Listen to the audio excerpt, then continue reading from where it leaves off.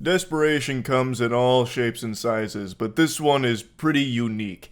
This is coming from a multi-billion-dollar corporation that seems to be panicking that no one's going to see their new movie.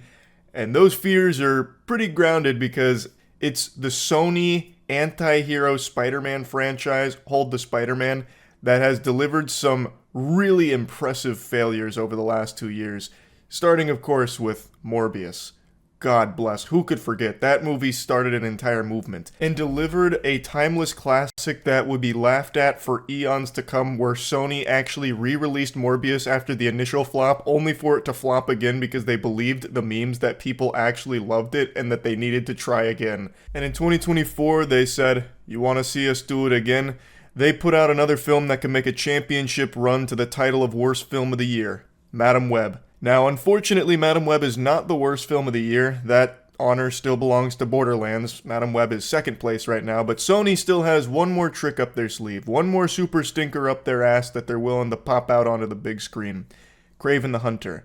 It's a film no one was asking for, and it's a film whose trailers got zero people excited. And Sony seems to be picking up on this, so they're trying a very interesting marketing push where just an hour ago they released the entire 8-minute intro onto YouTube for free. And it looks like something I would have watched on Putlocker 10 years ago, like a pirated copy of Kraven the Hunter. I'll give you a full review of the 8 minutes they released here because trust me, it's jam-packed. I raised my testosterone levels, pretty sure there's a lot of extra hair on my chest now from it.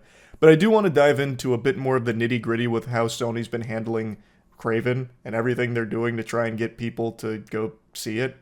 Before even getting into that, though, I do want to make a quick mention.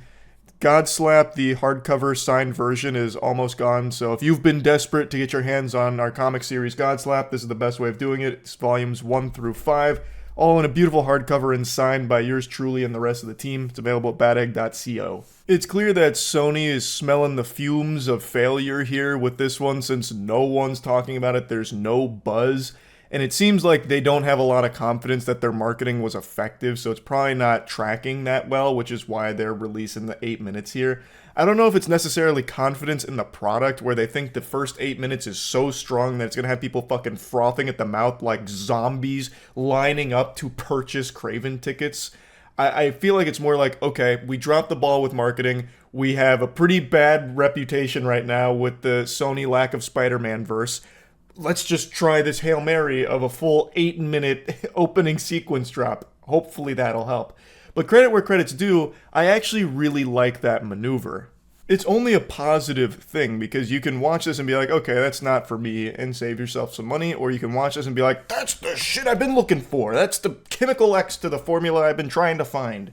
Like, that's a good thing. I don't think it's going to, ruin the film for anyone that you see the first 8 minutes, right? Like, no one flipped over their desk in anger like, now it's all spoiled. And I think that's cool. And it's not unique to Kraven either. So if you go to Sony's YouTube channel there, they have 8 to 10 minute previews for a ton of their catalog, which I had no idea they did. I just learned that today with this shit. I really like that. I'd give that a fucking gold star on the report card because you're showing consumers a little more of the product so they can make a decision on whether or not it's worth their money. Especially because ticket prices are pretty fucking expensive right now. I've talked about this on stream, but a single ticket to my local theater to see a movie in just normal theater, nothing crazy, not IMAX, not Dolby, not Atmos, Cosmos, Wanda, none of that like crazy stuff. It's $15. Like, that's not nothing. So yeah, definitely a good thing. A big Billy Mitchell thumbs up from me on this. But it doesn't change the fact that Sony seems very desperate in regards to Kraven the Hunter. When you're dealing with the Sony lack of Spider-Man verse, you gotta try everything to sell some fucking tickets to those goddamn things. So this is their latest in trying to convince people to go see it.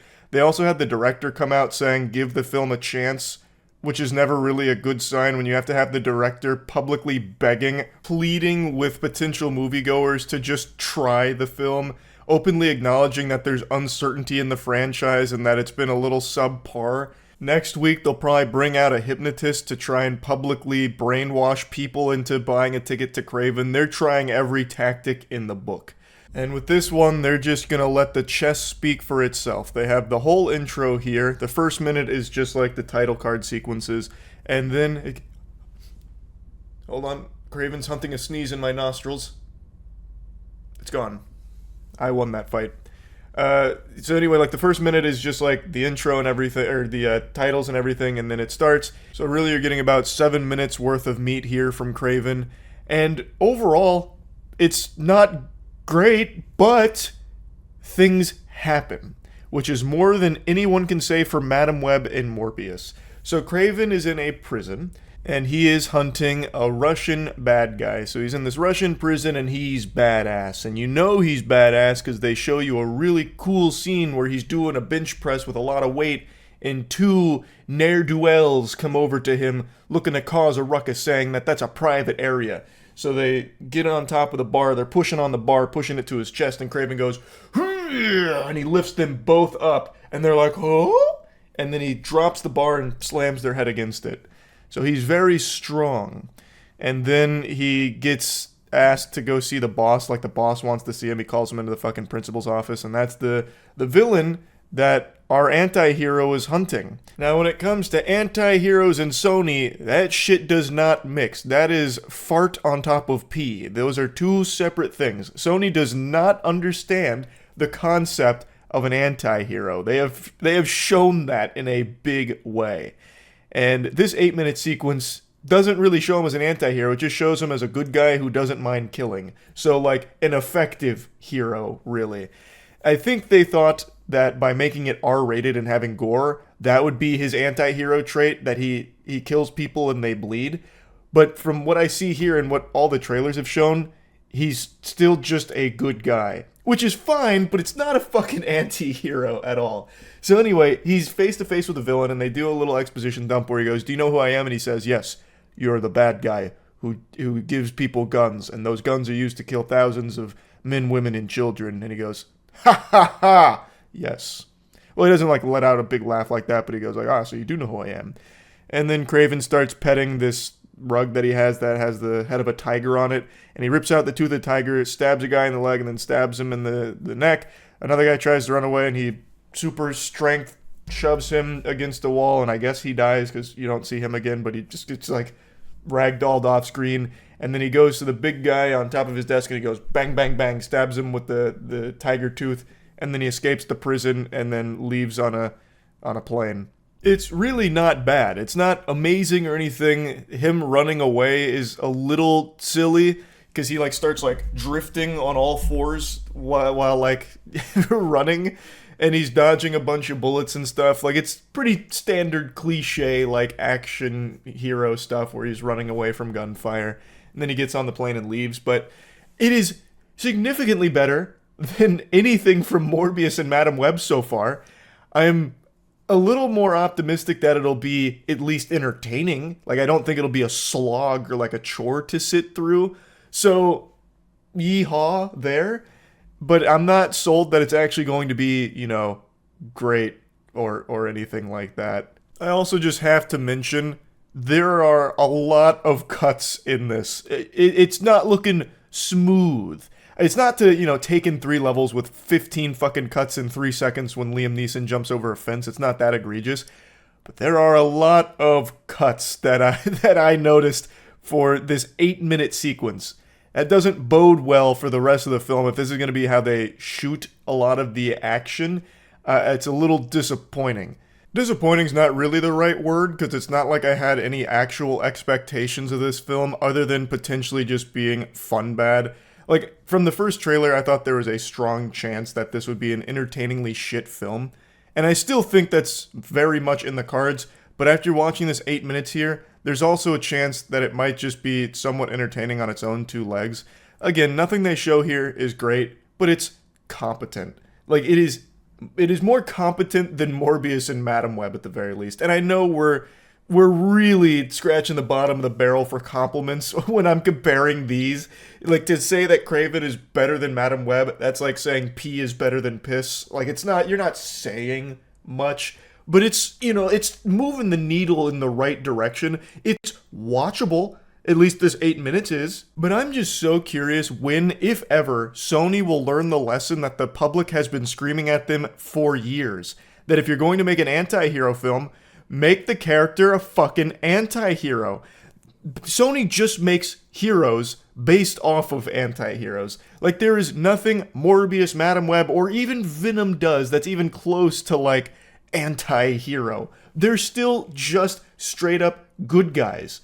Like, they don't even get into the gray. And from this 8 minutes, it seems like that's the direction they're taking Kraven. Within the first 8 minutes, he says that he's hunting bad guys. He's just hunting a bad guy. You would have a much more unique film and a stronger chance of standing out if you actually just committed to having them be an anti-hero like they're supposed to be. And it seems studios are just really apprehensive about that. Like, we already saw it with Black Adam. It's just one of those things where they just can't even dip their toes into it, unfortunately. So then you're just left with another throwaway, forgettable superhero film. And it's looking like that's the path Kraven's going down. Again, it's 8 minutes, so it's hard to base the entire film off of that. But when you set up the character in 8 minutes to only be hunting villains, and one of the prison guards, he throws off the railing, and I was like, oh, so he does, kill some people that aren't just straight up villains. Well, no. When he throws the guard off the balcony, they make sure to show you that he lands on a little net in the prison. So, like, the prison has, like, a net that would stop prisoners from, like, jumping off and stuff like that. And the prison guard lands on that net, and you can even see in the background, like, standing up totally fine when Kraven is climbing away. So they're going out of their way to show you that Kraven is really only there for bad guys. Just because Kraven says fuck and actually kills the evil people, it doesn't make him an anti-hero. His potty mouth, his use of sailor words is not going to be enough for people to go, oh, this is actually a bad guy, but kind of heroic. No, he's just a fucking hero still. Like, come on. Anyway, though, I just had to talk about this a bit. This is the first I've learned about a movie of this size just dropping the entire intro ahead of its release to try and convince people to get tickets. And they are really trying their best to, like, almost throw a pity party to go see Kraven, like with begging people to give it a chance and stuff, and now just dropping this. So we'll see how it works out for them. I'm going to see it because I see, like, every movie that comes out for the most part, and I do still think this can be fun bad. So that's really about it. See ya.